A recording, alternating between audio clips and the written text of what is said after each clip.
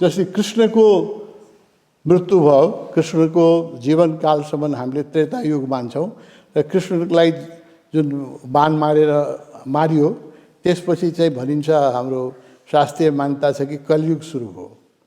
मेरो मान्यता के छ भने किशोरजीलाई जसरी सारा पक्षले घेरेर चुनावमा 48 सालमा हराए हैन, ती दिनदेखि नेपाली राजनीतिमा कलियुग सुरु हो। त्यसपछि पैसा, पदलोलुपता, विदेशी शक्तिको अगाडि समर्पण गर्ने वृत्ति र नेपाली कांग्रेसको पनि कलियुग सुरु भयो। त्यो नेपाली कांग्रेसको जुन प्रतिष्ठा थियो नेपाली जनमानसमा, त्यो 48 सालको चुनावपछि त्यो प्रतिष्ठा खसिँदै गयो। अहिले आज धेरै खसिसकेका छ, हामी हेरिराखेका छौँ। त्यहाँ नेपालको इतिहासमा किसिनजीको पराजय राजनीतिक रूपले पनि एउटा अध्यायको समाप्ति हो। त्यसपछि कलियुग सुरु हो। मलाई याद छ 48 सालको चुनावमा नेपाली कांग्रेसका मेरा यदि कई मित्रहरू जो चुनाव लडेर आउनुभयो, जितेर आउनुभयो, उहाँहरूले सुनाउनुहुन्थ्यो कि कसैलाई पार्टीले 10,000 रुपियाँ दियो चुनाव लड्नलाई हैन, त्यो 10,000 रुपियाँ लिएर गएर चुनाव लडेर जितेर आएपछि दाउरा सुरुवाल, त्यो शपथ ग्रहण गर्नलाई दाउरा सुरुवाल लाउनलाई पनि पैसा खल्तीमा बाँकी थियो भनेर धेरै मेरा नेपाली कांग्रेसका मित्रहरूले मलाई सुनाउनु भयो कि मान्छेले भोट पनि दिन्थे, खाना पनि खुवाउँथे र त्यहाँ हातमा 2-4 केही पैसा पनि राखिदिन्थे चुनाव लड्न आउनुभएको। आजको जस्तो स्थिति थिएन कि चुनाव लड्ने जाने व्यक्तिले मासु भात रातिभरि सबै कार्यकर्ताले खुवाउनु पर्ने, रक्सी खुवाउनु पर्ने, मोबाइल किनिदिनु पर्ने, मोटरसाइकल किनिदिनु पर्ने, यो स्थिति थिएन। 10,000 रुपियाँ लिएर गएका व्यक्तिहरू चुनाव जितेर आउँथे हैन। त्यसको पैसाको राजनीतिमा त्यत्रो वर्चस्व 48 सालपछि नै सुरु भयो। किशनजीको पराजयपछि नै हुनुभयो। र नेपालको राजनीतिक इतिहासमा पनि कलियुग सुरु भयो, जो अहिलेसम्म चलिराखेको छ। थाहा छैन कहिले यो युग समाप्त हुन्छ। अब आजको दिनमा पार्लियामेन्टमा चुनाव लड्नलाई, केन्द्रीय उसमा चुनाव लड्नलाई जाने मान्छेले केही करोड रुपियाँ नभइकन चुनाव लड्न सक्दैनन्। यो एउटा वडा अध्यक्ष पनि नगरपालिकाका वडा अध्यक्षले पनि चुनाव लड्नु पऱ्यो भने 30-40 लाख रुपियाँ उसले जोगाड गर्नुपर्छ, तब मात्रै चुनाव लड्छ। यो हामीले देख्दै 10,000 रुपियाँ लिएर गएर पार्लियामेन्टको चुनाव जितेर आएका मेरा मित्रहरू हुनुहुन्थ्यो र सुनाउनुहुन्थ्यो कि चुनाव पनि जिते र अहिले त्यही 10,000 रुपियाँबाट दाउरा सुरुवाल किन्नलाई पैसा पनि बाँकी छ। त्यो युग पनि हामीले देखेको। अब यो जसले किशनजीलाई देखा छैनन्, किशनजीको राजनीतिक सङ्घर्ष र पीडा, किशनजी जस्तो राजनीतिक पीडा भोगेका व्यक्ति सायदै कोही होला। हेर्नुहोस्, उहाँ जस्तो संस्थापक नेता नेपाली कांग्रेसका त्यागी तपस्वी नेताले बारम्बार चुनाव हार्नु पर्यो।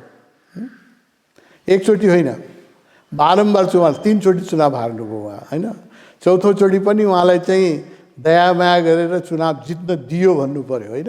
किनभने उहाँलाई चुनाव नजित्यो भए नेपाली कांग्रेसको मेजोरिटी आउनेवाला थिएन। त्यसलाई उहाँलाई एउटा फिगर खडा गरेर वीरगञ्जबाट चुनाव जित्न दियो हैन। नत्र उहाँको जीवन हेर्नुहोस् त, बारम्बार चुनाव हार्नुभयो। नेपाली कांग्रेसको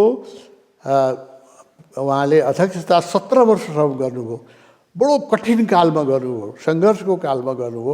17 वर्षसम्म जुन पार्टीको उहाँले अध्यक्षता गर्नुभयो, जसको संस्थापक सदस्य हुनुहुन्थ्यो, त्यही पार्टी जब सत्तामा थियो र त्यही पार्टीको जो वर्चस्व थियो, उहाँले त्यत्रो अपमान बोध मात्रै गर्नु परेन।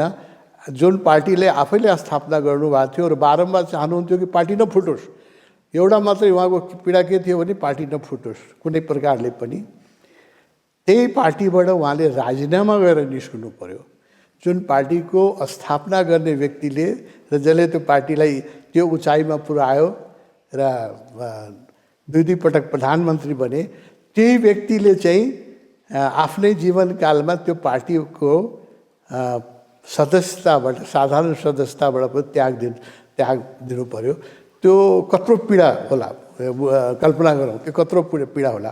एकाएकै जीवन उहाँको, एक्लै जीवन जिउनुभयो, बार बार चुनाव हार्नुभयो। उहाँ जब 17 साल 15 सालको कुरा गरौँ, जब उहाँ जितेर आउनुभयो, हाम्रो बिपी प्राइम मिनिस्टर हुनुभयो, किसिनजीलाई बिपीले बराबर भन्नुहुन्थ्यो कि तपाईँ एक्लै बस्नुहुन्छ, मसँग बस्नुहोस् न, मलाई पनि साथी हुन्छ र तपाईँलाई पनि बस्ने ठेगान छैन। उहाँ कहिले कसको घरमा, कहिले कसको घरमा, कहिले कसको घरमा बस्नुहुन्थ्यो। यो 15 सालभन्दा अगाडिको पनि घटना हो। कहीँ बस्नुहुन्थ्यो, कहीँ उहाँ सुकुम्बासी हुनुहुन्थ्यो कृष्णजी, र जीवनभरि सुकुम्बासी नै बस्नुभयो होइन। कहिले पनि उहाँको आफ्नो आवास हुन सकेन, दुईचोटि प्रधानमन्त्री भइसकेका व्यक्तिलाई पनि। र बिपीले जब भन्नुभयो कि तपाईँ मसँग बस्नुहोस्, मलाई साथ पनि हुन्छ, अनि कस्तो जवाब दिनुभयो आफ्नो श्रद्धेय नेतालाई। उहाँले बिपीलाई बडो श्रद्धा गर्नुहुन्थ्यो र उहाँले के भन्नुभयो भने, हेर्नुहोस्, म आफ्नै ढङ्गले जिउने मान्छे हुँ, मेरो आफ्नै रुटिन छ, त्यो रुटिनमा म बस्छु र म कम्प्रोमाइज, आफ्नो जीवन पद्धतिमा कुनै कम्प्रोमाइज गर्न सक्दिनँ। अलि स्वच्छन्द खालको मेरो खानपान छ होइन, तपाईँलाई मन पर्न सक्छ, नपर्न सक्छ। त्यस कारणले तपाईँसँग म बस्यो भने तपाईँलाई अप्ठ्यारो होला र मलाई पनि, म बिहानै उठ्छु, गीता पढ्छु होइन, मेरो आफ्नै जीवनशैली छ र त्यो जीवनशैली तपाईँको जीवनशैलीसँग म्याच गर्न नसक्ला। त्यस कारणले मलाई टाढै बस्न दिनुहोस्, म यस्तै सुकुम्बासीकै रूपमा बस्छु र मलाई यो भन्दाखेरि बडो पीडा हुन्छ कि अन्तिम कालमा बाडे गाउँमा उहाँलाई एउटा आश्रम नेपाल सरकारले बनाइदियो, नत्र पुरै जीवन किशोरजी सुकुम्बासी नै बस्नुभयो होइन। अब कुनै ठेगान थिएन, बस्ने केही ठेगान थिएन। उहाँको पहिचानै एउटा फलामको त्यो बक्सा, एउटा सुराही र एउटा चाहिँ छाता होइन, त्यो एउटा प्रतीकै बन्यो उहाँको निष्ठा, उहाँको इमान्दारी र उहाँ त्यागको। त्यो आज पनि बाडे गाउँको आश्रममा सुरक्षित छ। उहाँको आध्यात्मिक पक्षका केही बडा महत्त्वपूर्ण कुराहरू छन् जो समाजमा आएका छैनन्, जो व्यक्तिगत भेटमा मलाई उहाँले सुनाउनु भयो, अरू मित्रलाई पनि सुनाउनु भयो होला, तर अरू मित्रले त्यसलाई ध्यान दिनु भएन त्यति।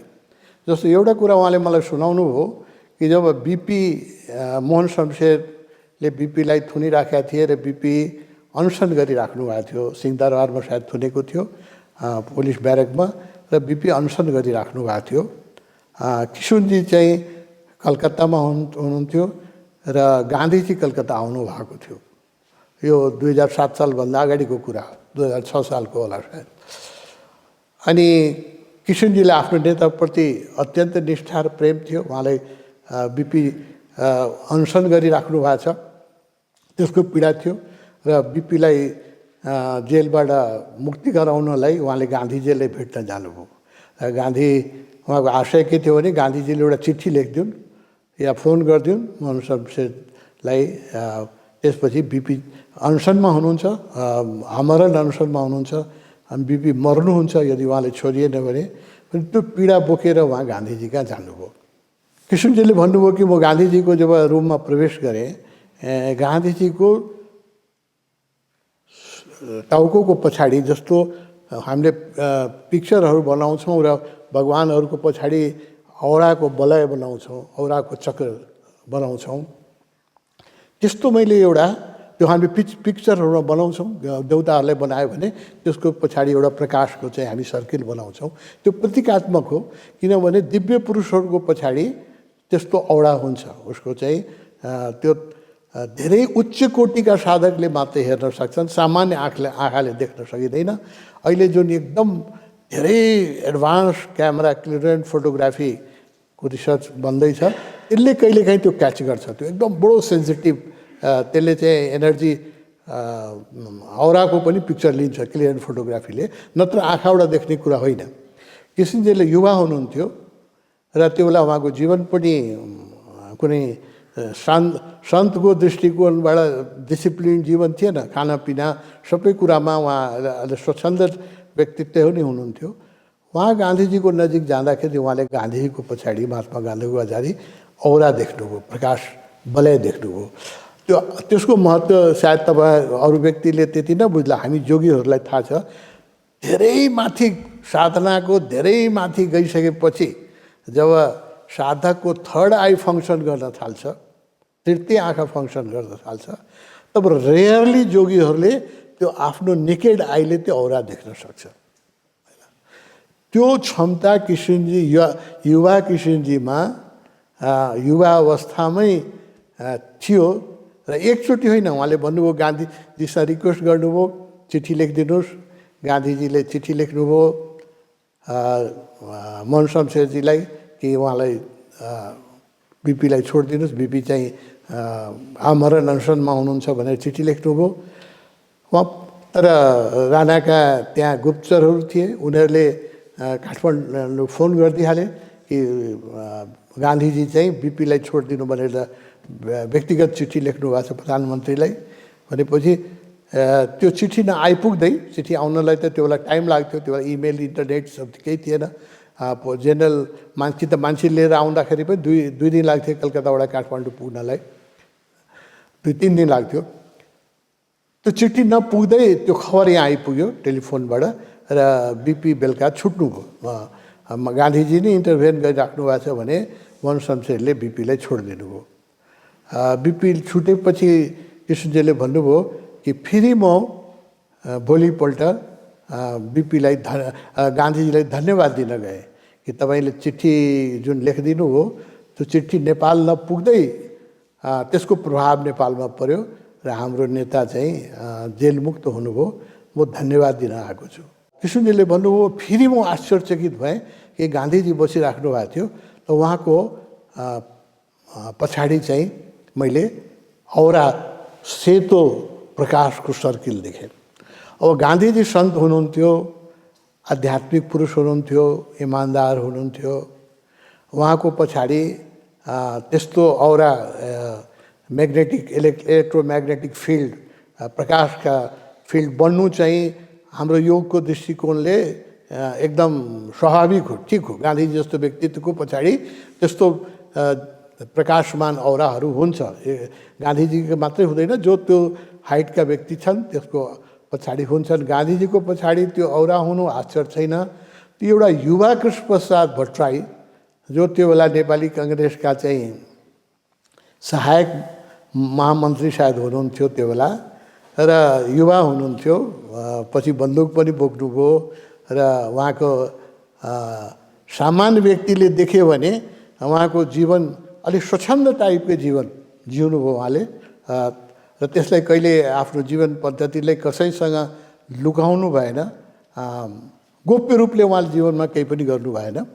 र त्यस्ता युवाले त्यो गान्धीजीको पछाडि औरा देख्नु भनेको हाम्रो योगको दृष्टिकोणले त्यो कृष्णप्रसाद भट्टराईजी एक विलक्षण योगी हुनुहुन्थ्यो।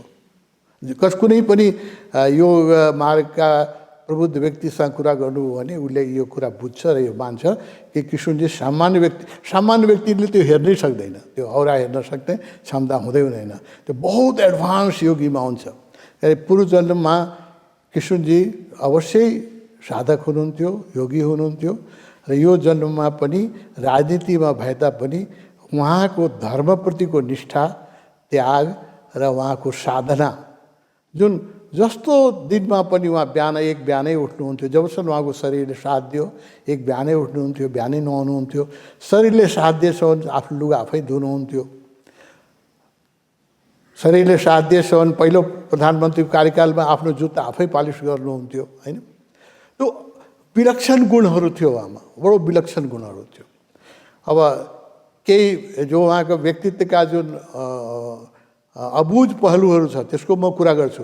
उहाँको राजनीति यो अरू कुराहरू त यहाँ धेरै मित्रहरूलाई मभन्दा बढी जानकारी छ उहाँको राजनीतिक सुझबुझको। एक्लै हिँड्न सक्ने क्षमता भएका व्यक्ति उहाँ, होइन। र पब्लिक ओपिनियन के हो त्यसको उहाँले कहिले चिन्ता गर्नु भएन। मेरो प्रति मान्छेले के सोच्छ उहाँले कहिले चिन्ता गर्नु भएन। र भित्र जस्तो जीवन थियो, बाहिर उहाँले कुनै पाखण्ड गर्नु भएन, त्यो बाहिर जीवन पनि त्यही देखाउनु हो। गान्धीजीको बारेमा हाम्रो गुरु ओशोले भन्नुभएको छ कि इन्डियाले धेरै तप गरेका थियो। गान्धीजीको आलोचना पनि गर्नुभएको छ, गान्धीको प्रशंसा पनि गर्नुभएको छ ओशोले। ओशोले भन्नुभएको छ इन्डियाले धेरै तप गरेका थियो, जब माटोले धेरै तप गर्छ तब गान्धी जस्तो व्यक्तित्व पैदा हुन्छ। म यहाँ विद्वान मित्रहरूको अगाडि के भन्न चाहन्छु भने नेपालको भूमिले पनि धेरै तपस्या गरेका थियो, धेरै पुण्य गरेका थियो। तब कृष्णप्रसाद भट्टराई जस्तो व्यक्ति नेपालको दुईचोटि प्राइम मिनिस्टर भयो र नेपाली कङ्ग्रेस त्यो बेलाको जुन मेन पार्टी थियो त्यसका 17 वर्षसम्म उहाँ प्रेसिडेन्ट हुनुभयो र नेपाली कङ्ग्रेसको सबभन्दा कठिन दिनहरूमा उहाँले चाहिँ नेतृत्व गर्नुभयो र पार्टीलाई एक ढिक्का राख्नुभयो। र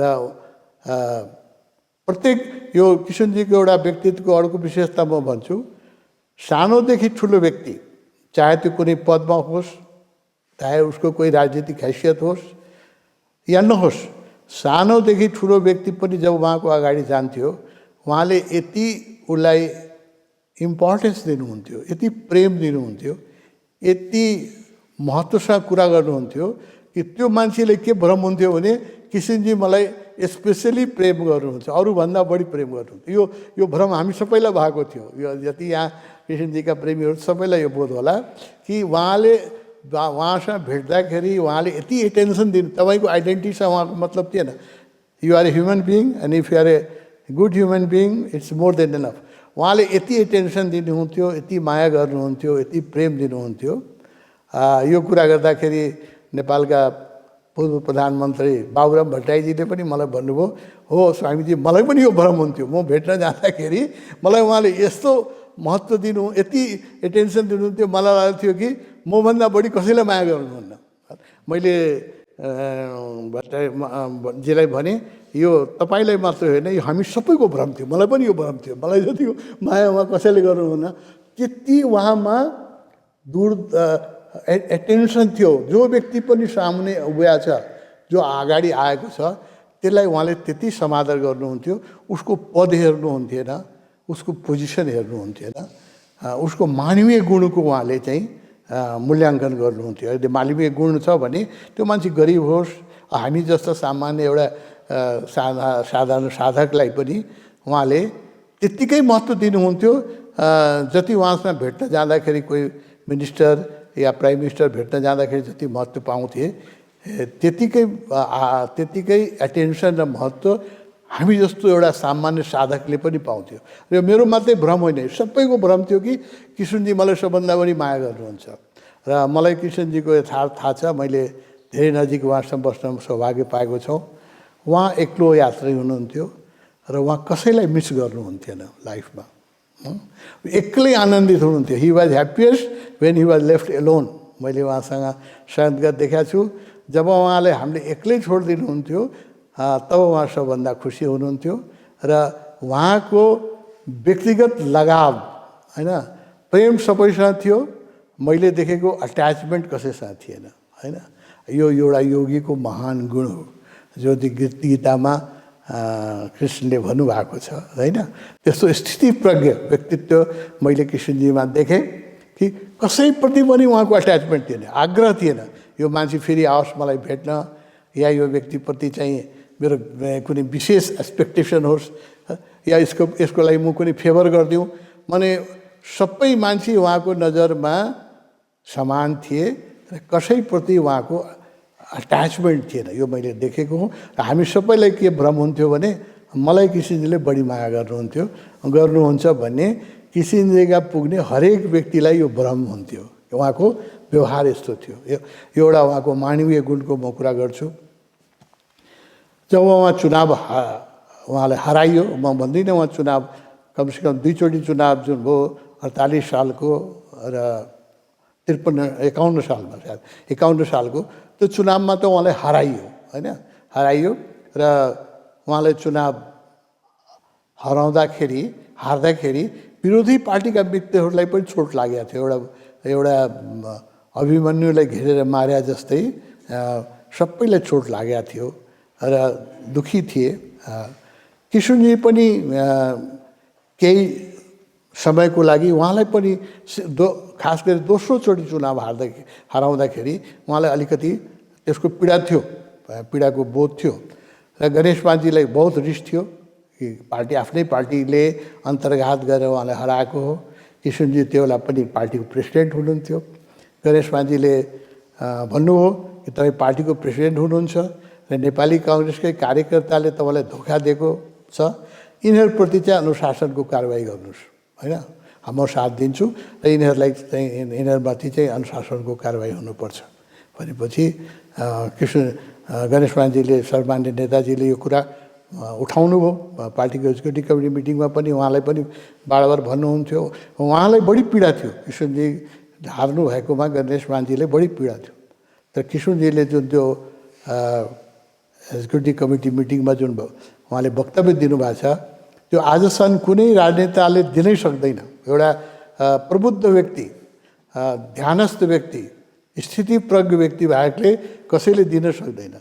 उहाँले के भन्नुभयो त्यो पार्टी मिटिङमा भने बार चुनाव हार्नु मेरै कर्म हो, मेरै कमी हो, मेरै कमजोर। 3 चोटि चुनाव हारिसक्नु भएको थियो होइन, गोर्खाको चुनाव, यहाँको यो मेरै आफ्नै कमी र कमजोरी हो र यसमा मेरा पार्टीका केही मित्रहरूले यदि अन्तर्घात गरेका छन् भने, मेरा पार्टीका कार्यकर्ताहरूले पनि मसँग अन्तर्घात गरेका छन् भने त्यो पनि म आफ्नै कमजोरी ठान्छु।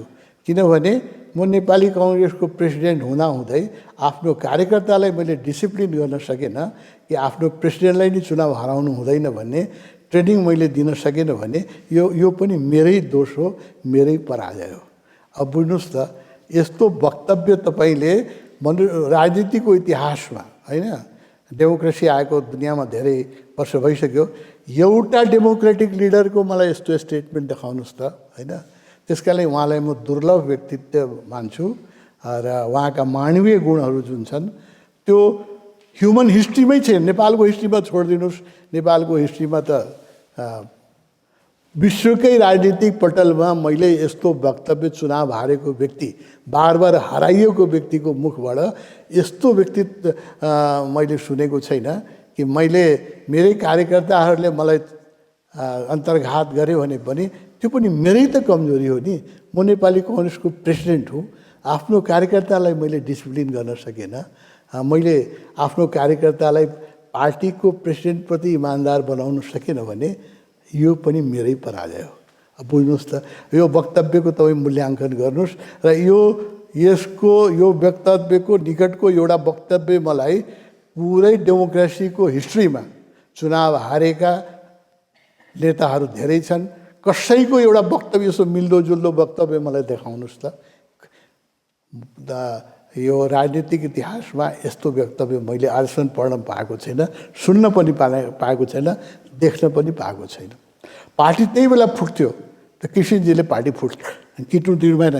गणेश मानजीले बहुत रिस उठेको थियो, उहाँले कारवाही गर्नुपर्छ, यो अन्तर्घात गर्ने व्यक्तिहरूलाई कारवाही गर्नुपर्छ, तर किशुनजी मान्नु भएन। किशुनजीले चाहिँ होइन, यो चाहिँ मेरै प्रारब्ध हो, होइन, बार भन्नुभयो। डेमोक्रेसी आइसकेपछि पनि जब 46 सालमा प्रजातन्त्र आयो, उहाँले चाहिँ गणेश मानजीलाई आफ्नो आदरणीय नेता मान्नुहुन्थ्यो, बितिसक्नु भएको थियो। गणेश मानजीलाई गएर उहाँले आग्रह गर्नुभएको थियो कि मेरो जीवनको राजनीतिक उद्देश्य पुरा भयो, होइन, स्वतन्त्रताको जुन खोजमा म लागेको छु, त्यसको स्वतन्त्रताको एक करी राजनीतिक स्वतन्त्रता पनि थियो। नेपाली नागरिकले पनि रैतीबाट स्वतन्त्र नागरिक बन्न सकौँ, त्यो पनि मेरो एजेन्डाको एउटा पोइन्ट थियो। आज 46 सालमा जब प्रजातन्त्रको घोषणा भयो र पार्टीहरूमाथि प्रतिबन्ध हट्यो, मेरो त्यो जुन उद्देश्य थियो त्यो पुरा भयो। अब मलाई बनारस जान दिनुहोस्, म बनारसमा गएर अन्तर साधना, जुन मेरो अर्को उद्देश्य छ कि निर्वाण, मुक्ति प्राप्त गर्न, त्यसमा मलाई जान दिनुहोस्। अनि गणेश मानजीले उहाँलाई धेरै छपाड्नुभयो। के भन्नु, अहिले भर्खर कैलिलो प्रजातन्त्र घोषणा मात्रै भएको छ, यस्तो टाइममा नेपाली कङ्ग्रेसको प्रेसिडेन्ट भएर तपाईँ पार्टी छोडेर जाने कस्तो कुरा गर्नुभयो, कायरताको कुरा गर्नुभयो। अहिले तपाईँ जानु मिल्छ बनारस भनेर उहाँलाई गाली गरेपछि उहाँ चाहिँ बस्नुभयो। गणेश मानजीको प्रति बहुत आदर थियो, उहाँलाई बहुत आदर गर्नुहुन्थ्यो र बस्नुभयो। र गणेश मानजीको पनि कस्तो व्यक्तित्व भने, जब वीरेन्द्र सरकारले अब तपाईँको यसको क्रान्तिको सेनापति सर्वोच्च नेता गणेश मानजी हुनुहुन्थ्यो, त्यो नाताले वीरेन्द्र सरकारले उहाँलाई बोलाएर भन्नुभयो कि तपाईँ अब मन्त्रीमण्डल बनाउनुहोस्, तपाईँ प्रधानमन्त्री बन्नुहोस्। अब हेर्नुहोस् त, राजनीतिकमा यस्तो कथाहरू नेपालमा भन्दाखेरि कसैले विश्वास गर्ला? 30 वर्ष पहिले भएका यस्ता घटनाहरू कसैले विश्वास गर्ला? यस्तो हुनसक्छ? गणेश मानजीले के भन्नुभयो भने, होइन, म आफूभन्दा लायक व्यक्ति तपाईँले दिन्छु सरकार, म त शारीरिक रूपले अलि अस्वस्थ भइसकेको छु, मलाई शरीरको पनि धेरै केयर गर्नुपर्छ र मभन्दा हरेक दृष्टिकोणमा लायक व्यक्ति म तपाईँले ल्याएर दिन्छु, उसलाई प्राइम मिनिस्टर बनाउनुहोस् न भनेर उहाँले कृष्णप्रसाद भट्टराईलाई अगाडि सार्नुभयो।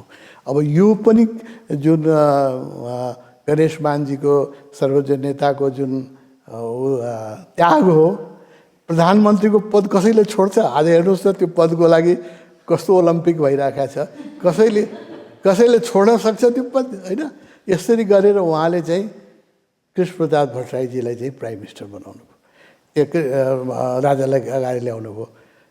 किशुनजीलाई विजय कुमारजीले इन्टरभ्यू लिनलाई जानुभएको थियो। किशुनजी जहाँ बस्नुहुन्थ्यो आफ्ना भान्जाहरूको घरमा छेडीमा बस्नुहुन्थ्यो, जहाँ हामी जान्थ्यौँ उहाँलाई भेट्नलाई। दिउँसो पनि कहिलेकाहीँ उहाँ बत्ती बाल्नु पर्थ्यो, एउटा सानो रेडियो थियो उहाँसँग, होइन, सानो कोठा थियो, सानो रेडियो थियो। बाहिर बस्नलाई मेचहरू पनि कमै थिए। कहिलेकाहीँ बिहान पुग्दाखेरि जब धेरै मान्छे हुन्थ्यो अनि ओहदाअनुसार मान्छे मेचमा बस्नुपर्ने, बाँकी मान्छे उभिएर कुरा गर्नुपर्ने स्थिति आउँथ्यो। सबैलाई बस्नलाई मेच पनि थिएन, होइन। अब हामी बसिराखेकै बेलामा कोही अब ठुलो नेता आइपुग्नुहुन्थ्यो त अनि हामीले मेच छोडिदिनु पर्थ्यो, हामी उभिएर कुरा गर्नु, मतलब लिमिटेड चेयरमा पनि लिमिटेड थियो, सानो कोठामा बस्नुहुन्थ्यो। विजय कुमारजीले त्यो इन्टरभ्यू लिनुभएको छ, त्यसमा उहाँले सोध्नु भएको छ कि तपाईँको जीवनको त जुन कुराको लागि तपाईँ सङ्घर्ष गर्नुभयो, यत्रो वर्ष जेल बस्नुभयो, 14 वर्ष जेल बस्नुभयो, आजनमा विद्रोही भएर बस्नुभयो, अविवाहित बस्नुभयो, यत्रो त्याग गर्नुभयो, त्यो त प्रजातन्त्र आयो र आज तपाईँ यो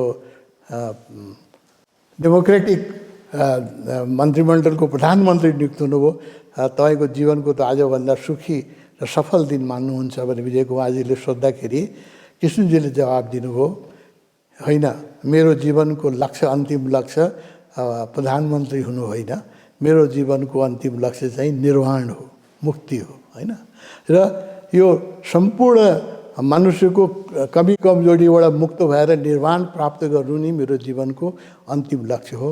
यो लक्ष्यकै बिचमा राजनीतिक स्वतन्त्रता पनि एक खुर्किलो थियो।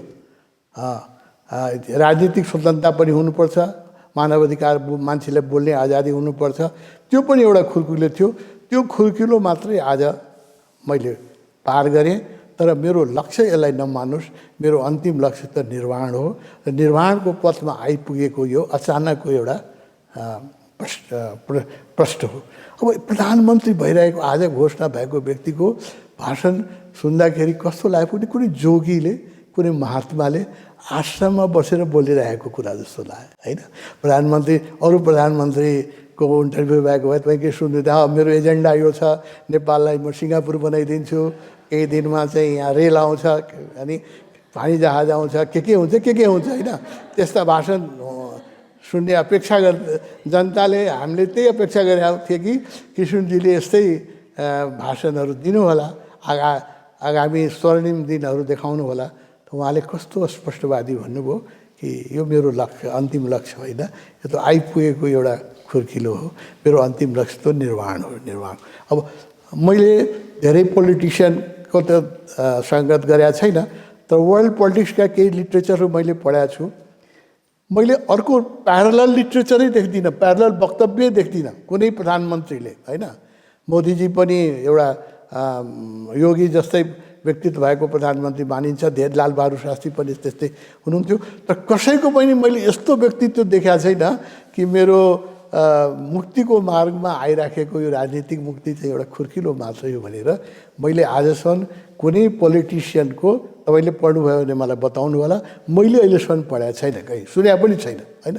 एउटा प्रधानमन्त्री, आज नियुक्त भएको प्रधानमन्त्री कति खुसी हुनुपर्ने, उहाँ त्यही धोती लाएर बस्नु भएको थियो त्यो कोठामा होइन, भुइँमै बसेर। विजय कुमारजीको इन्टरभ्यू ऐतिहासिक इन्टरभ्यू हो, त्यसमा उहाँले बोलिराख्नु भएको छ कि होइन, यसलाई लक्ष्य नमान्नुहोस्, मेरो लक्ष्य त मुक्ति हो। यो मुक्तिप्रति, निर्वाणप्रति उहाँको कमिटमेन्ट र उहाँको उत्साह र उहाँको अवेरनेस मैले कहिले लुज भएको देखेन उहाँलाई। मैले जति वर्ष उहाँसँग सङ्गत गरेँ, उहाँको जीवनको अन्तिम लक्ष्य जुन थियो त्यो निर्वाणै थियो, मुक्ति नै थियो होइन। त्यो अरू पार्टीमा धेरै उतार चढाव आए।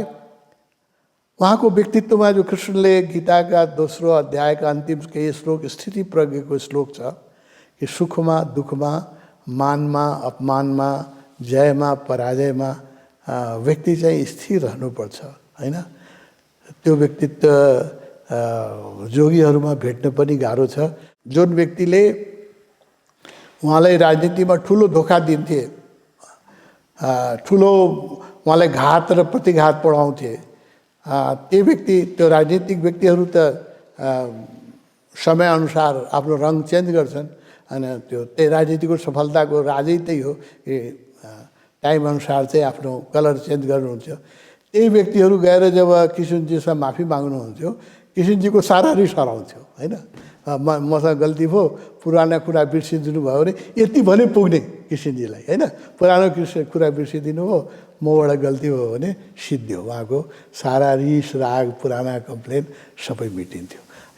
यो विलक्षण व्यक्तित्व मैले किशनजीमा एउटा गीताको जुन स्थिति प्रज्ञ, कृष्णले जुन स्थिति प्रज्ञ भन्नुभएको छ, त्यो स्थिति प्रज्ञका व्यक्तित्व मैले देखेँ। र उहाँका व्यक्तित्वका केही अरू राजनीतिक पहलुको तपाईँहरूले स्वयं धेरै पढ्नु भएको छ, सुन्नु भएको छ। उहाँको मानवीय पक्ष र यहाँ उहाँको एउटा यो निष्ठ, यो आरूढ ऋषिको जस्तो व्यक्तित्वको पक्ष मेरो विषय हो, म त्यो भन्न चाहन्छु होइन। दोस्रो पटक, पहिलो पटक प्रधानमन्त्री जब चुनाव हार्नुभयो र उहाँ फेरि फर्केर आफ्नो भतिजाको घरमा जान लाग्नु भएको थियो, म भेट्न गएँ। मैले भने कि तपाईँ कहाँ बस्न जानुहुन्छ भन्दाखेरि म जहाँ कुपनटोलमा जान्छु भन्नुभयो उहाँले। कुपनटोलको कोठा मैले देखेको थिएँ, एक्स प्राइम मिनिस्टरको लायकको थिएन त्यो कोठो होइन। त्यो कोठा चाहिँ एउटा क्रान्तिकारी योद्धाको लागि थियो, तर एक्स प्राइम मिनिस्टरलाई त धेरै मान्छे भेट्न आउँछ, एम्बेसडर भेट्न आउँछ तपाईँलाई अब होइन, अनेक राजदूतहरू आउँछन्, अनेक व्यक्तित्वहरू आउँछन्, त्यो तपाईँको लायकको त्यो कोठा छैन होइन। अनि कहाँ जाने भन्नुभयो। मैले भने अब तपाईँले हामीले बनाइरहेको थिएँ, यहाँ ठुलो ठाउँ छ, म एउटा हजुरको लायकको एउटा कोठा, र अरू मित्रहरूले पनि मलाई भन्नुभयो किशनजी वस्त्र मान्नुहुन्छ भने म पैसा दिन्छु, त्यहाँ कोठा बनाउनुहोस् न। अनि मैले भने एउटा तपाईँको लागि इज्जतको लायकको एउटा कोठा हामी बनाउँछौँ, तपोवन आएर बस्नुहोस् भने मैले। अनि उहाँले भन्नुभयो त्यो बेला तपोवनको यो बाटोमा सार्वजनिक यातायात चल्थेन, यो 48 सालको कुरा हो, ट्याक्सीबाटै आउनु पर्थ्यो, सार्वजनिक यातायात चल्थेन।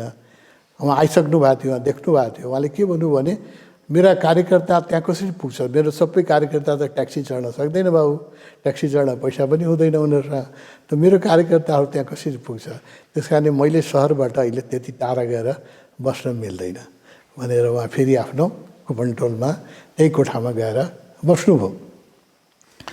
र उहाँको अर्को एउटा भने मानवीय पक्षको म कुरा गर्छु। पछि दोस्रो पटक प्रधानमन्त्रीबाट जब उहाँले राजीनामा दिनुभयो र जुन उहाँले त्यो बेला विकल्प थियो, त्यो बेला म बहुत नजिक थिएँ उहाँको, हामी लगभग त्यो दिनभरि 2-4 दिनदेखि हामी दिनभरि उहाँसँगै थिएँ।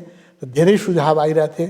कसैले भन्थे कि प्रधानमन्त्रीको त अधिकार छ, पार्लियामेन्ट चाहिँ विघटन गरिदिनुहोस्, अर्को चुनाव घोषणा गरिदिनुहोस् होइन।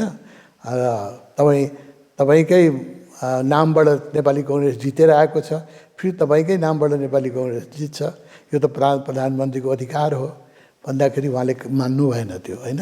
त्यो डेमोक्रेटिक क्यारेक्टर हेर्नुहोस्, त्यो उहाँले मान्नु। अनेक मित्रहरूको त्यस्तो आग्रह थियो, यो तपाईँको अधिकारको कुरा हो र योभन्दा पहिला सबैले गरिसकेका थिए, त्यो पावर युज गरी यो परम्परा बसिसकेका थियो। धेरै मान्छेले पूर्व प्रधानमन्त्रीहरूले चाहिँ अहिले युवराजजीले भन्नुभयो 4-5वटा प्रधानमन्त्रीले यो गर्नुभएपछि पनि यो प्रधानमन्त्रीको अधिकारको कुरा हो, त किशनजीले मान्नु भएन होइन, मान्नु भएन। र जुन पार्लियामेन्टमा गएर उहाँले जुन वक्तव्य दिनुभयो कि देशभक्त इमान्दार व्यक्तिहरूलाई यो देशमा जुन अपमान र जुन छलकपट गरिन्छ त्यसको एउटा करी मात्रै म हुँ, यस्ता धेरै भीमसेन थापादेखि लिएर उहाँले पुरा इतिहास भन्नुभयो। त्यो पार्लियामेन्टमा उहाँले दिएको प्रवचन सुनेर जसको हृदयमा प्लास्टिकको हृदय थियो, फलामको हृदय थियो, त्यो मात्रै नरोएको होला होइन। यो मुटु भएका नेपालीको आँखा सबैको रसाएको थियो त्यो प्रवचन रेडियो टिभीबाट ब्रोडकास्ट हुँदाखेरि जुन उहाँले बोल्नुभयो। र अहिले पनि ऐतिहासिकै प्रवचन लेक्चर छ उहाँले जुन उहाँले भन्नुभयो। सायद म यो प्रधानमन्त्रीको उसबाट अन्तिमचोटि पार्लियामेन्टमा उभिरहेको छु तपाईँहरू भन्दाखेरि मैले देखेँ विरोधी पार्टीका नेताहरूको पनि आँखा रसाएको थियो होइन।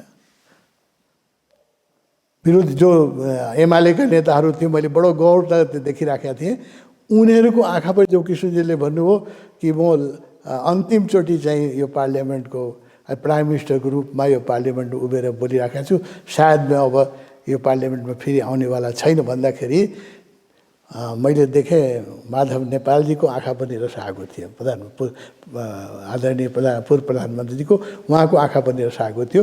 र विरोधी पार्टीका मान्छे पनि आँखामा आँसु ल्याएको थिए।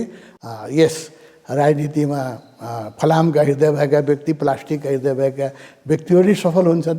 यस्ता व्यक्तिहरू धेरै खुसी थिए, तिनीहरूको खुसीको त ठेगानै थिएन होइन। कि किसिमले ठाउँ शान्तिपूर्वक खाली गरिदिनु भयो, उहाँले चाहिँ दुःख दिन सक्नुहुन्थ्यो, पार्लियामेन्ट चुनाव गराउन सक्नुहुन्थ्यो, तिनीहरू सुखी थिए। बाँकी अधिकांश नेपालीको आँखा त्यो दिन रसाएको थियो। त्यो अहिले पनि त्यो भाषण उहाँको छ, सुन्न लागेको छ। उहाँका व्यक्तित्वका एक दुईवटा पक्षहरू म भन्छु जसले बताउँछ कि he is a extra ordinary human being. यो राजनीतिक व्यक्तित्वमा यस्तो आध्यात्मिक गुण भएको व्यक्तित्व कि त गान्धीजी नै हुनुहुन्थ्यो होइन। र गान्धीजी र नेपालका गान्धीजी हामी भन्छन् मान्छेले, सन्त नेता किशनजीलाई भन्छ महात्मा गान्धीलाई महात्मा उपमान रविन्द्रनाथ ट्यागोरले दिनुभयो, महात्मा गान्धी भन्न थाल्नुभयो, पुरै राष्ट्रले महात्मा गान्धी भन्यो। रविन्द्रनाथ ट्यागोरले गान्धीजीले गुरुदेव भन्नुभयो, पुरै राष्ट्रले उहाँले गुरुदेव भन्यो।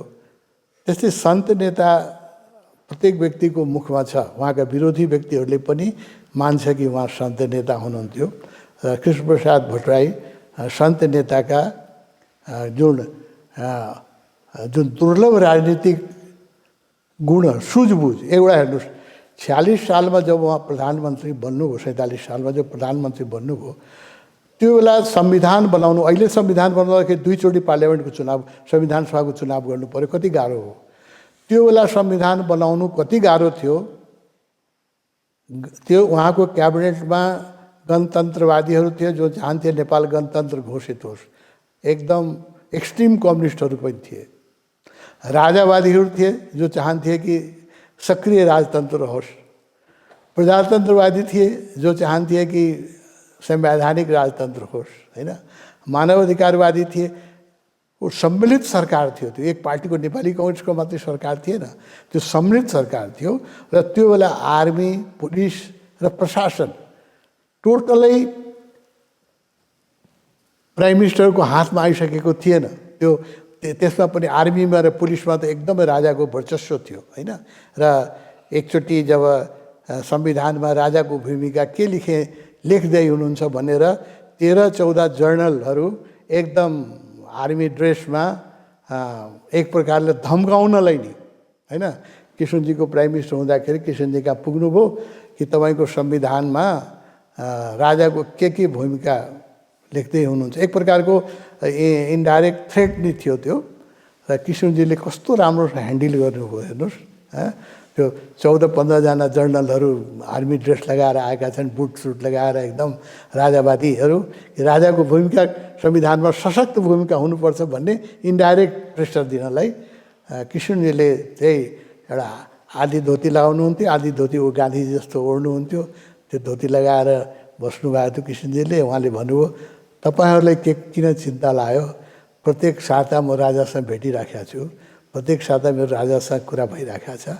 त्यो राजाको चिन्ता राजाले मलाई व्यक्तिगत रूपमा भनिहाल्नुहुन्छ नि, तपाईँहरूको काम यो होइन, राजनीतिमा हस्तक्षेप गर्ने तपाईँहरूको काम होइन, तपाईँहरूलाई भनेको आदेश बनाउने तपाईँहरूको काम हो भनेर 14टा जर्नललाई उहाँले जुन जसरी रिटर्न गरिदिनु भयो त्यो उहाँको व्यक्तित्वमा एउटा हिमालय जस्तो उहाँमा दृढ सङ्कल्प थियो कि कुनै परिस्थितिबाट नडराउने, कस्तै परिस्थितिबाट नडराउने। र 1 वर्षभित्र जुन 47 सालको संविधान आयो त्यसको मूल्याङ्कनै हुन सकेन। यत्रो विपरीत पार्टीका मान्छेहरूले लिएर बनाएको क्याबिनेट जसमा राजावादी पनि थिए, मानवतावादी पनि थिए, त्यसमा कट्टर कम्युनिस्टहरू पनि थिए, मोडरेट कम्युनिस्टहरू पनि थिए, त्यो सबैलाई लिएर उहाँले कसरी संविधान बनाउनु भएको होला त्यो 1 वर्षभित्र। र संविधान मात्रै बनाउनु भएर निष्पक्ष चुनाव गराइदिनु भयो। 1 वर्षभित्र निष्पक्ष चुनाव गराउनु भयो र त्यो चुनावमा योभन्दा निष्पक्षता कोही प्रमाण के हुनसक्छ कि संविधान बनाउने व्यक्ति र क्रान्तिका योद्धा र प्राइम मिनिस्टर स्वयं चुनाव हार्नुभयो, राजधानीबाट चुनाव हार्नुभयो होइन। योभन्दा बढी निष्पक्षताको के प्रमाण हुनसक्छ। र त्योलाई पनि अरू व्यक्तिको मनमा सायद उहाँको मनमा केही दिन त केही पहिलोचोटि चुनाव हार्दाखेरि कम पीडा थियो, दोस्रोचोटि अलि बढी पीडा मैले देखेँ। तर उहाँ स्थिति प्रज्ञ जस्तै अब कुपनडोलमा फेरि गएर त्यो थोत्रो गाडीमा आफ्नो सुराही, छाता र टिनको बाक्सा लिएर हाँस्दै जानुभयो र त्यहाँ आफ्नो फेरि हामीहरू जो भेट्न जान्थ्यौँ मान्छे उसलाई त्यसै स्वागत गर्नुहुन्थ्यो, as if nothing has happen होइन। किशनजीलाई प्रेम गर्ने व्यक्तिहरू त्यो दिन बडो व्यथित थियो, म पनि बडो व्यथित थिएँ। मैले विमर्शमा एउटा लेख पनि लेखेका थिएँ कि एउटा विमर्श मात्रै एउटा स्वतन्त्र पत्रिका थियो, धेरै पत्रिका थिएन। मैले लेख पनि लेखेका थिएँ कि यो किशनजीको पराजय जो हो यो न्याय र इमान्दारीको पराजय हो, व्यक्तिको पराजय होइन, यो सिद्धान्तको पराजय भने एउटा लेख पनि लेखेका थिएँ मैले। बडो पीडा, म धेरै दिनसम्म पीडित थिएँ। उहाँका हितैषी सबै दिपकुमार उपाध्यायजी हुनुहुन्छ, प्रदीपजी हुनुहुन्छ, सबैजना व्यथित थिए उहाँको चुनावको पराजयबाट। एक व्यक्ति मात्रै व्यथित थिएन, त्यो थियो कृष्णप्रसाद भट्टराई। उहाँ स्थिति प्रज्ञ, आउने मान्छेहरू त्यसरी हाँसेर स्वागत गर्नुहुन्थ्यो, त्यसरी बोल्नुहुन्थ्यो, त्यसरी कुरा गर्नुहुन्थ्यो होइन। उहाँका पक्षका केही कुरा भनौँ म जो उहाँको व्यक्तित्वको उचाइलाई देखाउँछ।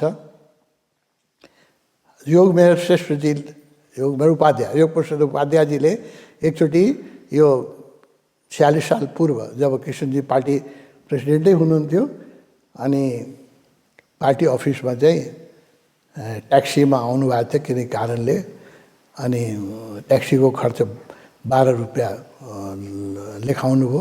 अनि किशनजीले चाहिँ उहाँलाई गाली गर्नुभयो, यो तपाईँले अहिले यस्तो पार्टी यस्तो विषम स्थितिबाट छ, प्रजातन्त्र भइसकेका थिएन, त्यो 42 साल 43 सालको कुरा होला।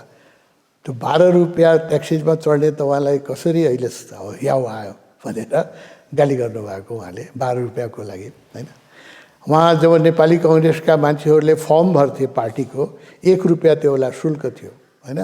पार्टीको फर्म सदस्यता शुल्क 1 रुपियाँ थियो।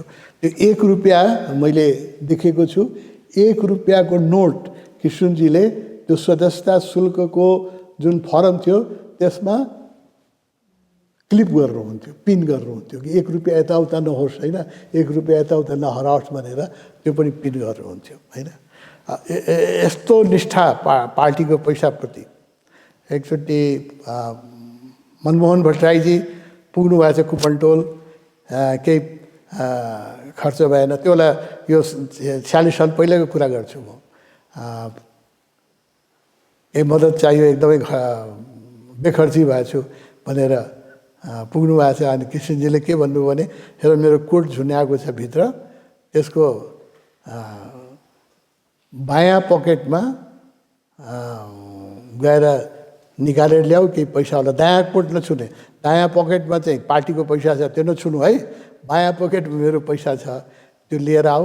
र त्यसबाट चाहिँ उहाँले 50 रुपियाँ निकालेर उहाँलाई दिनुभयो। बेखर्ची भयो भने खर्च चल्ने, पार्टीको पैसा नछुनु है, त्यो मेरो पैसा।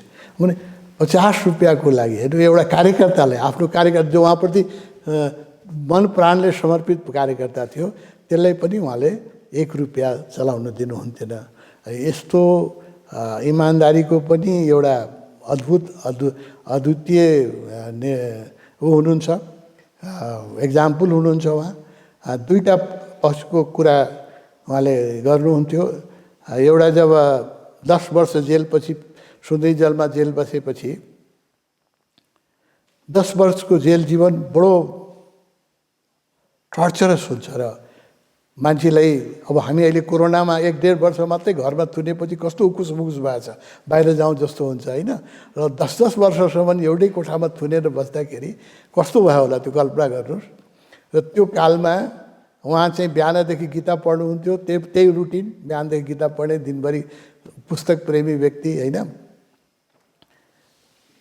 अनि प्रस्ताव आयो कि एउटा चिठी बिन्ती पत्र चाहिदिनु हो भने तपाईँ छुट्नुहुन्छ।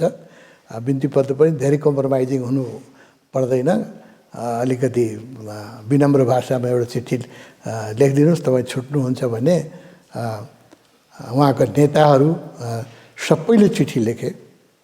किसनजीलाई पनि भनियो एउटा चाहिँ बिन्ती पत्र लेखेपछि हामी छुट्नेवाला छौँ, छुट्नुहोस् भनेपछि कृष्णजीले के को लागि बिन्ती पत्र लेख्ने, मैले कुन गल्ती गरेको छु र के को लागि म लेख्दिनँ। अनि उहाँलाई गणेश मानजी बिपीले सबले सम्झाए कि होइन जेलबाट छुट्नु, जेलमै मर्छौँ हामी। रामनारायण मिश्र मरे होइन, जेलमै थुन्दा थुन्दै मर्ने स्थितिमा उहाँलाई छोड्यो, मर्नुभयो। त्यसपछि जेलबाट निस्किन सधैँ मर्नुभयो क्यान्सरले। हामी पनि जेलमै मर्छौँ, यो चाहिँ निस्किनु पऱ्यो, बाहिर आएर नै राजनीति गर्ने हो। अहिले चाहिँ एउटा बिन्ती पत्र लेख्नुहोस् भन्ने उहाँलाई धेरै आग्रह। उहाँका मूर्धन्य नेताहरूले गर्दाखेरि पनि त्यो व्यक्तिको कस्तो व्यक्तित्व होला बुझ्नुहोस्। 10 वर्ष जेल बसिसकेको व्यक्तित्वले के भन्छ भने, होइन म तपाईँहरू लेख्नुहोस्, म बिन्ती पत्र लेख्दिनँ होइन। मैले कुनै गल्ती गरेको छु भने सानो बच्चासँग पनि माफी माग्छु, तर मैले कुनै गल्ती गरेको छैन भने राजासँग पनि माफी माग्दिनँ। मैले के गल्ती गरेको छु र भनेर। ती सबै मूर्धन्य नेताहरू छुटिसकेपछि 2 वर्ष एक्लै जेलमा बस्नुभयो होइन। पछि उहाँलाई नखु जेलमा सारियो। र यो दरबारमा कुरा भयो, यो बाहुन त अलि बसाइरहेछ, यसलाई अलिकति उ गर्नु पऱ्यो, हलाउनु पऱ्यो भने भन्नुभयो कृष्णजी। त्यसपछि मेरो दालमा, जेलमा जुन दाल आउँथ्यो त्यसमा झिङ्गाको मात्रा बढ्न थाल्यो। दाल कम हुन्थ्यो, झिङ्गा बढी हुन्थ्यो। झिङ्गा निकालेर म दाल भात खान्थेँ होइन। त्यो टर्चर ताकि यसले समर्पण गरोस्, यसले सरेन्डर गरोस् भनेर यस्तो टर्चर गरिन्थ्यो। त उहाँ 2 वर्ष एक्लै जेलमा बस्नुभयो। पछि पनि उहाँलाई के आग्रह गरियो भने, अब यो विलक्षण व्यक्तित्वको लक्षणहरू बताउँछु। आफ्नो सिद्धान्तमा आफ्नो नेतालाई पनि सँग पनि नझुक्ने होइन। सबैजना छुट्टै। म बिन्ती पत्र किन लेख्छु भने, अब हेर्नुहोस् त, रवीन्द्रनाथ ट्यागोरले भन्नुभयो, तुम्हार कथा सुने कोही ना तिमी एक्ला चलो रे। त्यो एक्ला हिँड्ने साहस एउटा आत्मनिष्ठ व्यक्ति, यो आत्मबोध भएका व्यक्तिमा मात्रै हुन्छ। सामान्य व्यक्तिमा एक्लै हिँड्ने यस्तो साहस बहुत दुर्लभ छ। 2 वर्षपछि एक्लै नखु जेलमा सारियो उहाँ, त्यहाँ आनन्दसँग बस्नुभयो होइन। जेलमा उहाँका साथीहरूले बताउँछौँ सुखी हुनुहुन्थ्यो, गीता पढ्नुहुन्थ्यो अरे, किताब पढ्नुहुन्थ्यो, जोक गर्नुहुन्थ्यो। उहाँको एउटा बानी छ, सेन्स अफ ह्युमर किसनजीको। जो आए पनि उसलाई जोक गर्नुहुन्थ्यो, बुढा बच्चा जसलाई पनि जोक गर्नुहुन्थ्यो होइन। राजालाई पनि जोक गर्नुहुन्थ्यो, 2वटा प्रसङ्ग छ त्यस्तो होइन। उहाँ कसैलाई चाहिँ छोड्नुहुन्थ्यो न जोक गर्दाखेरि। मर्ने बेला लास्टमा जब उहाँ नर्भिक हस्पिटलमा हुनुहुन्थ्यो, अन्तिम दिनहरू चलिरहेका थिए अनि नर्सहरू सेवा गरिरहेका थिए होइन। उहाँको त जोग गर्ने बानी, खास गरेर ठिठीहरूलाई हेऱ्यो भने बढी जोग गर्नुहुन्थ्यो सुरुदेखि नै उहाँको बानी। अनि त्यो नर्सहरू आएपछि उहाँले मर्नुको केही घन्टा अगाडिको म कुरा भन्दैछु होइन। अहिले के भन्नु, नानीहरू तिमीले बिहा गरेको छ कि छैन भनेर सोध्नुभयो नर्सलाई होइन। जुन बेलुका उहाँले राति शरीर छोड्नुभयो त्यो दिन बिहानको कुरा गर्दैछु होइन। तिमीले बिहा गरेको छ कि छैन सोध्नुभयो। अनि कस्तो अहिले के कुरा गर्नुभयो प्रधानमन्त्री, यस्तो बेला यस्तो कुरा गर्ने हो भनेर उनीहरूले प्रतिरोध गर्दाखेरि हेर टाइममा बिहा गर्न त मेरै गति होला है र यो जो उहाँले दिपेन्द्र सरकारलाई पनि गर्नुभएको एकचोटि मलाई सुनाउनु भएको थियो। दरबारमा जाँदाखेरि दिपेन्द्र सरकारले देख्दाखेरि खोइ बिहाको के भइरहेछ सरकार, टाइममा बिहा गर्नुहोस् न त है मेरो गति होला भनेर दिपेन्द्र सरकारलाई पनि जोग उहाँ कसैलाई छोड्नुहुन्थेन होइन। जोग गर्नमा मौका पायो भने कसैलाई छोड्नु मन थिएन। सेन्स अफ ह्युमर उहाँको यस्तो थियो, जीवनभरि हाँसिराख्नुभयो होइन। उहाँले केही चोटहरू लाग्यो होला, केही दिन उहाँलाई भित्र त चोट जरुर थियो, मैले भनिहालेँ। उहाँ जतिको चोट कसलाई लाग्यो होला। आफूले स्थापना गरेको पार्टी जब मेजोरिटी पार्टी बनिसकेको छ त्यो बेला त्यो पार्टी छोडेर राजीनामा गरेर निस्किनु पर्नु होइन। त्यही म भन्छु राजनीतिक क्रान्तिहरूमा अध्यात्म जोडेन भने यस्तै हुन्छ। जुन गणेश मानजीलाई र कृष्णप्रसाद भट्टराईलाई नेपाली कङ्ग्रेस छोडाउनलाई त्यो बेलाको सरकार राजतन्त्रले, त्यो बेलाको पञ्चायती शासनले अनेक प्रलोभन दियो र अनेक ताडना दियो र अनेक टर्चर गर्यो। तर गणेश मानजी र कृष्णप्रसाद भट्टराईजीले नेपाली कङ्ग्रेस छोड्नु भएन। त्यही दुईजना नेतालाई उहाँकै आफ्नै सहयात्रीहरूले यस्तो दाउपेच चलायो कि गणेश मानजीले पनि नेपाली कङ्ग्रेसमा राजीनामा गर्नु पर्यो र कृष्णप्रसाद भट्टराईजीलाई पनि आफूले स्थापना गरेको पार्टीबाट राजीनामा गर्नु पर्यो। त्यसको लागि राजनीतिक क्रान्तिहरूको अन्त यस्तै हुन्छ होइन। राजनीतिक क्रान्तिहरूको अन्त यस्तै हुन्छ।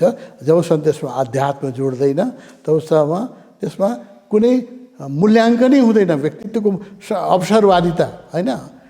46 सालको जुन बेला उहाँ प्राइम मिनिस्टर हुनुहुन्थ्यो उहाँको हेर्नुहोस् त 1 वर्ष 47 कति काम गर्नुभयो। संविधान 1 वर्षमा ल्याउनु असम्भव थियो होइन। प्राइभेट एयरलाइन्स खोल्नुभयो। नेपालमा प्राइभेट एयरलाइन्स थिएन, सबै गभर्मेन्टको आरएनसी एउटा थियो। ब्याङ्क थिएन प्राइभेट, सबै ब्याङ्क खोलिदिनु भयो, वा प्राइभेटाइजेसन गर्नुभयो। यत्रो ब्याङ्क आयो, यत्रो चाहिँ एयरलाइन्सहरू फस्टाए र नेपालमा एक प्रकारको जनतालाई म एउटा सम्मानित नागरिक हुँ भन्ने बोध उहाँले गराउनु भयो होइन। एक वर्षको शासनकालमा त्यो दुर्लभ व्यक्तित्वको गुणहरू हो। शरद सिंह भण्डारीजीको घरमा उहाँ बस्नुहुन्थ्यो। पछि शरदजी पछि सर्नुभयो र त्यही घरको तल उहाँले मेन घर, उहाँको पनि त्याग ठुलो छ, मेन घर उहाँले कृष्णजीलाई निर्विघ्न छोड्नु भएको थियो। तल एउटा चाहिँ आफ्नो सानो स्ट्रक्चर बनाएर तल बस्न थाल्नुभयो।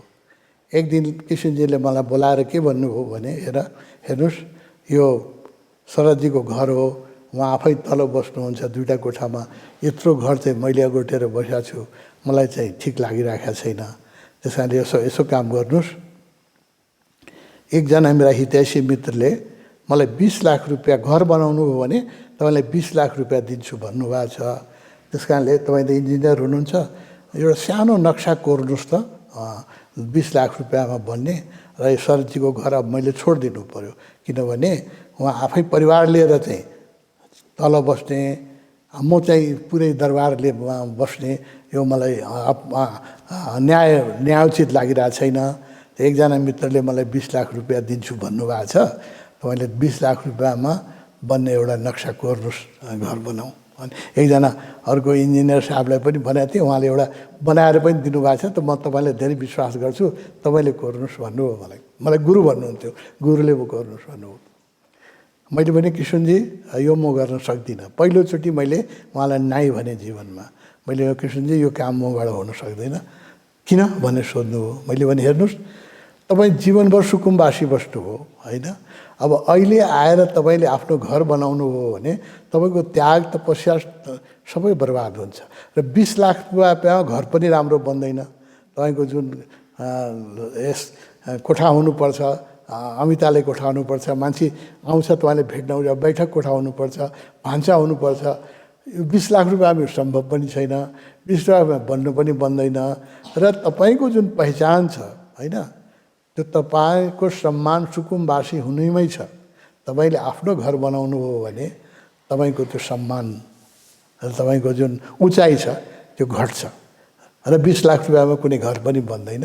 बरु त्यसको सट्टा हामी कहीँ किशन शरदजीलाई यो घर छोड्नु छ भने हामी कहीँ अरू सरौँ। मैले हाचलमा मेरो घर थियो, त्यो माथि तल आश्रम छ, माथि कोठाहरू छ, त्यहाँ सर्नुहोस् या तपोवन आउनुहोस्। त्यो बेला अलिक बनिसकेको थियो, तपोवन आउनुहोस्, त्यहाँ हामी बसौँ भने मैले उहाँलाई यो घर तपाईँको नक्सा चाहिँ म कोर्न सक्दिनँ भनेर मैले उहाँलाई पहिलोचोटि मैले किशनजीलाई नाइ भनेको जीवनमा होइन।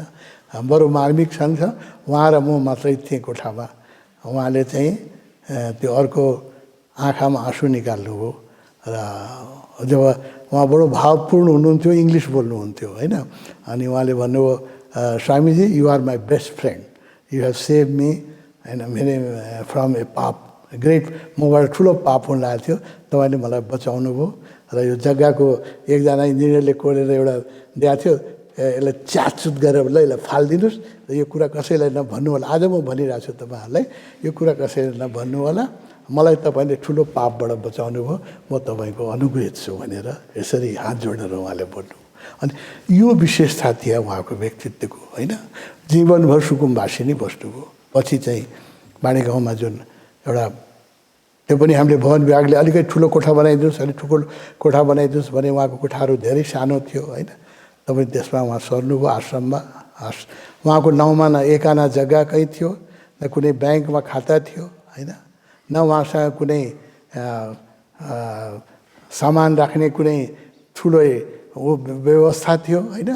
त्यही उहाँको जुन 2-4वटा लुगा थिए, कोही कसैले आएर ल्याएर दिदियो भने बडो इज्जत साथ, कसैले प्रेमीले ल्याइदियो भने लिनुहुन्थ्यो होइन, त्यो राख्नुहुन्थ्यो। र एकचोटि मलाई याद छ, प्राइम मिनिस्टर हुँदाखेरि उहाँ बलुवाटारमा उहाँलाई मैया देवीले तरकारी ल्याइदिनुहुन्थ्यो। र दिप कुमार उपाध्यायजीले पनि घरबाट त्यो उहाँ त सुकुम्बासी नै हुनुहुन्थ्यो, ल्याएर कसै चामल ल्याइदियो, कसैले दाल ल्याइदियो, यसरी चल्थ्यो उहाँ गुजारा। त्यो दिप कुमारजीले अन्नसन ल्याइदिनुहुन्थ्यो, अनि उहाँले चाहिँ मैया देवीले चाहिँ तरकारी सरकारी ल्याइदिनुहुन्थ्यो पहिला। अब त्यही बानी थियो, प्राइम मिनिस्टर भएको बेला पनि ल्याउनु हो। अनि कृष्णजीले, म त्यहीँ थिएँ, मैया देवीले ल्याउनु भएको थियो, उहाँले चाहिँ कृष्णजीले गाली गर्नुभयो, हेर्नुहोस् अब म सरकारको प्रधानमन्त्री हुँ र मलाई सरकारले तलब दिन्छ, अब तपाईँले मलाई डबल तलब खुवाउने, तपाईँले पनि मलाई दिने पैसा, मैले सरकारले त तलब दिइराखेकै छ खानालाई, अब यो पाप मलाई नबोकाउनु, सिर्फ लिएर जानुहोस् होइन। जुन दिन मसँग केही थिएन तपाईँहरूले दिनुभयो, मैले स्वीकार गर्नुभयो, आज त म तलब पाइराखेको छु, मलाई यस्तो पाप नबोकाउनुहोस् भनेर उहाँले फिर्ता गर्नुभयो। उहाँको व्यक्तित्वका दुईवटा पक्ष म भन्छु, दुर्लभ पक्ष है त। त्यो बेला मोबाइल फोन चलेको थिएन। हामीहरू दोस्रोचोटि उहाँ प्राइम मिनिस्टर हुँदाखेरि प्रदीपजी, पूर्णबहादुरजी, दिप कुमारजी, हामी उहाँका बेडरुममा निर्विघ्न पस्ने हामीलाई थियो, सोझै बेडरुममै हामी पस्थ्यौँ र कुरा गर्थ्यौँ। एकचोटि के भएछ भने हामी त्यही बेडरुममा गएर बसेछु, अनि चिया खान मन लाग्यो, अनि चिया पकाउने कोही मान्छे थिएन। तल चाहिँ सरकारी तर्फबाट जुन सेवा सत्कार विभाग छ त्यसको कर्मचारी हुन्थ्यो, र कोही भेट्न आयो भने उहाँलाई भेट्न कोही आयो भने उसलाई सत्कार गरिन्थ्यो। त गभर्मेन्ट खर्चमा तल ग्राउन्ड फ्लोरमा। माथि उहाँको आफ्नै किचन थियो, जो अमिताजी हेर्नुहुन्थ्यो, र अमिताजी बाहिर जानुभएको थियो। हामीले चिया खान मन लाग्यो, अनि खोइ चिया भने त कोही चिया पकाउने मान्छे छैन भनेपछि तल त्यत्रो छँदैछ नि भनौँ न भने फोन तलबाट कोही चिया ल्याइदिनुहोस् भनेर हामीले भने। तल जुन के सरकारको राजस्व सत्कार विभागका कर्मचारीहरू एकदम दौरा सुरुवाल लगाएर टोपी लगाएर एकदम सत्कारका उसमा हुन्थे। उनीहरूले चिया लिएर पनि आए। यति बेरमा किसिनजी पनि आइदिनु भयो। अनि किसिनजीले किन कहाँबाट चिया आयो, तिमी किन माथि चिया ल्यायो भने उसले गाली गर्नुभयो। तल पो सरकारी खर्चबाट तल चिया सरकारी पाहुना आयो भने त्यसको लागि चिया तल बन्छ। माथि त मेरो किचनबाट चिया आउनुपर्छ। यो तलको खर्च कसले तिमीलाई भन्यो चिया ल्याउनलाई भने उसले चाहिँ हामीहरूलाई देखाइदिए। म गइरहेको थिएँ, मलाई देखाइदिए। स्वामीजीले भन्नुभयो चिया ल्याएँ। मेरो त पानी भएँ म, होइन। अनि हामी 3-4जना थियौँ उहाँ बसिराखेँ। अनि चिया त ल आज राखिदियो चिया, आज उहाँहरूलाई खाना दिउँ, भोलिदेखि तलबाट चिया माथि नल्याउनु। तलको खर्च तलैकोबाट सरकारी खर्च हुन्छ, माथिको खर्चको लागि मलाई सरकारले तलब दिएछ भनेपछि चिया हाम्रो अगाडि राखियो। तर त्यो चिया घोट्न बहुत गाह्रो हो। किसिनजीको त्यो डाँट सुनिसकेपछि त्यो चिया घोट्न धेरै गाह्रो हो, होइन। यस्तो व्यक्तित्व हुन्थ्यो। प्रदीपजीको बानी के थियो भने मोबाइल चलेको थियो, लामो फोनमा कुरा गर्ने बानी। अनि त्यहाँ गएर त्यो प्राइम मिनिस्टरको अफिसमा फोन माथि हुन्थ्यो। अनि कुरा जसलाई गरे पनि लामो कुरा गर्नुहुन्थ्यो। अहिले पनि उहाँको बानी छ फोनमा लामो कुरा गर्नु। अनि फोनमा लामो कुरा गरिराख्नु भएको थियो। किसिनजीले सुन्नुभएको छ, उताबाट बसेर आएर गाली गर्नुभयो, यो सरकारी फोन हो, तिम्रो आफ्नो फोन होइन, होइन, छोटो कुरा गर र फोन राख। फोनको बिलसम्म उहाँको आफ्नो दाहिना हात जस्तो नेतालाई पनि सरकारी खर्चको फोन चाहिँ नगर भन्ने। अब यस्तो व्यक्ति त मनुष्यताको इतिहासमा, राजनीतिको इतिहासमा मलाई अर्को कोही देखाउनुहोस् न, मैले त देखाएको छैन। माओवादीको ठुलो ओ चलिराखेको थियो। उहाँलाई दोस्रोचोटि प्रधानमन्त्रीबाट निष्कासन गर्ने एउटा कारण त्यो पनि थियो। उहाँ माओवादीसँग वार्ता गरिराख्नु भएको थियो र धेरै शेरबहादुर देउपाजीलाई त्यसको अध्यक्ष बनाउनु भएको थियो वार्ता कमिटीको, र वार्ता बरु पोजिटिभ भइरहेको थियो। र त्यही बेला माओवादीसँग सम्झौता हुने सम्भावना देखेर नि उहाँलाई चाहिँ प्रधानमन्त्रीबाट राजीनामा दिनुपर्ने स्थिति बनाउनुमा एउटा कारण त्यो पनि छ। आज पनि उहाँले भन्नुहुन्छ। हाम्रो दुर्गा शिवजीलाई सोध्नु होला, दुर्गा शिवजी चाहिँ मेडिएट गरिराख्नु भएको थियो।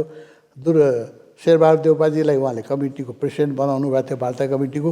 र वार्ता बडो राम्रो गतिमा गइराखेको थियो, बडो राम्रो गतिमा गइरहेको। दुर्गा शिवजीसँग यो मभन्दा राम्रो उहाँले बताउनु होला, तपाईँले सुन्नु होला, होइन। र त्यो बेला दरबारको अब चारैतिर बम चलिरहेको थियो, गोली चलिरहेको थियो। प्रधानमन्त्री निवासको एउटा पर्खाल ढलेछ, कुनै कारणले वर्षाले घटेछ। सिक्युरिटी अफिसर आएर के भन्यो भने अहिले यस्तो खतराको समय छ, त्यो पर्खाल उताको ढलेछ, त्यसै पर्खाल तुरन्तै बनाउनु पर्यो, एकदम आदेश गर्नु पर्यो प्रधानमन्त्रीजीले, तुरन्तै बनाउनु पर्यो। अनि किसिनजीले हामी बसिराखेका थियौँ, किन भन्नुभयो, होइन सुरक्षाको मामला हो, अहिले चाहिँ यत्रो माओवादीहरूको बिगबिगी छ, उनीहरूले के गरिरहेछ, यहाँ पर्खालै ढलिसक्यो, यो पर्खाल बनाउनु पर्यो। अनि किसिनजीले भन्नुभयो, हेर्नुहोस् मेरो सुरक्षाको लागि तपाईँहरू यत्रो मान्छे जवान हुनुहुन्छ, बन्दुक लिएर बस्नुहुन्छ, होइन। मेरो सुरक्षा मेरो कोही शत्रु नै छैन, मलाई कसले मार्छ, मेरो कोही शत्रु छैन यो संसारमा, मलाई मार्ने मान्छे कोही छँदै छैन, हेर्नुहोस्। र तपाईँहरू यत्रो बन्दुक लिएर घुमिराख्नुहुन्छ मेरो सुरक्षाको लागि, यहाँ पर्खाल ढले, योभन्दा अहिले बजेट बहुत जरुरी छ, अर्को ठाउँमा बजेट जरुरी छ, यो पर्खालको लागि म बजेट अहिले दिन सक्दिनँ भनेर फिर्ता गरिदिनु भयो है। अब यस्ता उहाँका व्यक्तित्वका जुन दुर्लभ पक्षहरू छन्, सायद धेरै मान्छेले थाहा नहोला, होइन। जो मानवीय गुणभन्दा पनि एउटा ऋषितुल्य गुणहरू, मानवीय कमजोरी हुन्छन्, मनुष्यमा कमजोरी हुन्छ, उहाँ आफ्नो कमी कमजोरी कहिले लुकाउनु हुन्थेन। त्यो मामलामा म उहाँ र गान्धीजीलाई एक मान्छु। गान्धीजीले पनि आफ्नो कमी कमजोरी लुकाउनु हुन्थेन, भन्नुहुन्थ्यो। दुईजनामा धेरै समानता थियो र धेरै भिन्नता थियो। गान्धीजी जस्तै सत्यनिष्ठ किसिनजी पनि हुनुहुन्थ्यो। गान्धीजी बडो डिसिप्लिन मान्छे हुनुहुन्थ्यो खानपानमा। किसिनजी चाहिँ खानपान बानी व्यवहारमा चाहिँ अलिक स्वच्छन्द व्यक्ति हुनुहुन्थ्यो त्यो गान्धी। तर उहाँ अनेस्टली त्यसलाई स्वीकार गर्नुहुन्थ्यो, आफ्नो प्रेम कथा पनि सबैको अगाडि नै सुनाउनुहुन्थ्यो, अनेस्टली त्यसलाई स्वीकार गर्नुहुन्थ्यो कि मेरा गुण अवगुण कसैसँग लुकाउनु हुन्थेन र म त्यो मामलामा केही मामलामा किशनजीलाई श्रेष्ठ मान्छु गान्धीजी भन्दा पनि। तपाईँ सुन्नुहोस्, किनभने गान्धीजीले बिहा गरेर पनि जबरजस्ती ब्रह्मचर्य व्रत लिनुभयो, जो अवैज्ञानिक थियो। उहाँको एक जैन गुरु हुनुहुन्थ्यो जसले गलत चिज भन्नुभयो, कस्तुरबालाई दुःख दिनुभयो र उहाँले चाहिँ ब्रह्मचर्यको व्रत लिनुभयो। त्यसले गर्दाखेरि तपाईँहरूले पढ्नु भएको होला, गान्धीजीको जो दुर्लभ जीवनीहरूमा लेखिएको छ, बुढेसकालमा उहाँले काम वासनाले सताउँथ्यो र कस्तुरबाको डेथ भइसकेको थियो। त्यसपछि उहाँले मर्नुभन्दा केही वर्ष अगाडि पनि काम वासनाले सतायो। इमान्दार मान्छे हुनुहुन्थ्यो, के गर्ने भयो, एउटा तान्त्रिक गुरुसँग सल्लाह लिनुभयो गान्धीजीले। उहाँले के भन्यो भने तपाईँले काम वासनालाई दबाउनु भएको छ, त्यस कारणले युवा स्त्रीहरूसँग त नाङ्गै सुत्नुहोस्, काम वासना गर्नु पर्दैन, यो उमेरमा गर्न पनि सक्नुहुन्न, तर त्यसले तपाईँको वासना तिरोहित हुन्छ भने गान्धीजीले त्यो प्रयोग गर्नुभएको गान्धीजीका अन्तरङ्ग मित्रहरूले त्यो कुरा लेखेका छन् होइन। गान्धीजीमा वासनाको सप्रेसन थियो, त्यसले बुढेसकालमा त्यो प्रयोग गान्धीजीले गर्नु पर्यो। धेरै बदनामी पनि भयो, नबुझ्ने मान्छेले बदनाम गरे, हामीले त आदर गरे, किनभने गान्धी यत्रो कत्रो इमान्दारी, यत्रो कुरा पब्लिकली एनाउन्स गरेर गर्नुभयो। गान्धीजीले कोही लुकाएर केही गर्नु भएन। त किशनजीलाई त्यस्तो केही गर्नु परेन, because his life was a natural life होइन। उहाँले कुनै वृत्तिलाई सप्रेस गर्नु भएन। जब रक्सी खानुहुन्थ्यो सबैको अगाडि खानुहुन्थ्यो, जब उहाँको जो जीवन व्यवहार थियो त्यसमा कुनै पर्दा थिएन, कसैसँग लुकाउनु भएन। द्याट निड्स मोर करेज होइन, त्यो अझ बढी साहस चाहिन्छ। त्यस्ता एक साहसी, एक एक्लो क्रान्तिकारी, एक ऋषि तुल्य व्यक्तित्व आउने दिनमा नेपालका राजनीतिक व्यक्तिहरूलाई सायद विश्वास गर्न पनि गाह्रो होला कि किसिम जस्तो व्यक्ति पनि नेपालको राजनीतिमा पार्टीको प्रेसिडेन्ट भएर चलाएको हो, दुईवटा धोती राखेर र एउटा बन्डी राखेर चलाएको हो, र एउटा सुराही र एउटा छाता लिएर प्रधानमन्त्री निवासबाट दुईचोटि निस्केको हो। यो कुरा अहिलेको पिँढीले विश्वास गर्ला त अहिले जुन राजनीति जुन दिशामा गइरहेको छ त्यो दिशामा 20 वर्षपछि जसले किशनजीलाई देखाएको छैन, सुनेको छैन, त्यो मान्छेले विश्वास गर्ला कि नेपालको इतिहासमा किसिन्जर जस्तो व्यक्ति पनि दुईचोटि प्राइम मिनिस्टर भयो र राष्ट्रलाई स्वतन्त्रता सङ्ग्राममा यत्रो योगदान दियो। सायद विश्वास गर्नै गाह्रो होला। यस्तो व्यक्तित्वको बारेमा कुरा गर्दाखेरि मेरो त आँखा रसाउँछ, हृदय रसाउँछ।